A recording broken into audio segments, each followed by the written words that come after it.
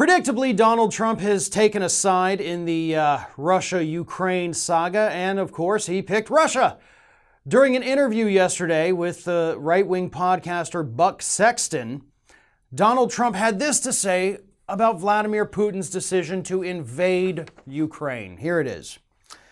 I went in yesterday and there was a television screen and I said, "This is genius. Putin declares a big portion of the Ukraine. Putin declares it as independent. Oh, that's wonderful." I said, "How smart is that? And he's going to go in and be a peacekeeper. That's the strongest peace force. We could use that on our southern border. That's the strongest peace force I've ever seen. There were more army tanks than I've ever seen. They're going to keep peace, all right." No, but think of it. Here's a guy who's very savvy. Then he goes on, of course, to talk about how weak President Joe Biden is against Vladimir Putin.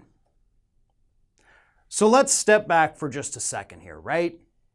We know during the Trump years, right, this is no secret, Donald Trump was very friendly with Vladimir Putin.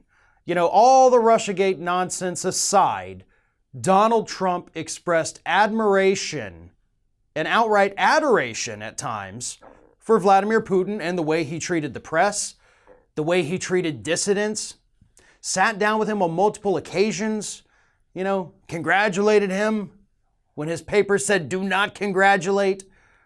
So yes, he likes Vladimir Putin a lot. And let's be very clear about something. Putin is a despot. I mean, by literal definition, Vladimir Putin is in fact a despot. He is invading Ukraine. He has sent his troops into a sovereign country. And Donald Trump not only thinks that that's great, that that's super genius and smart, but that maybe we should do that on our southern border?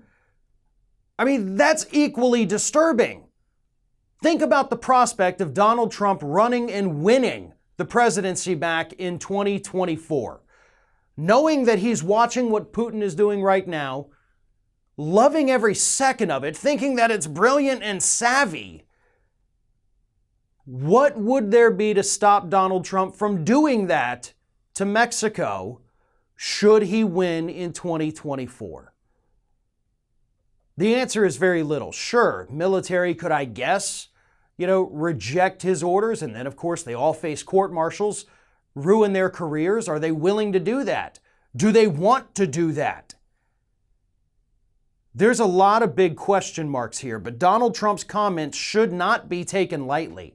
They should not be dismissed because they're showing us who this man truly is.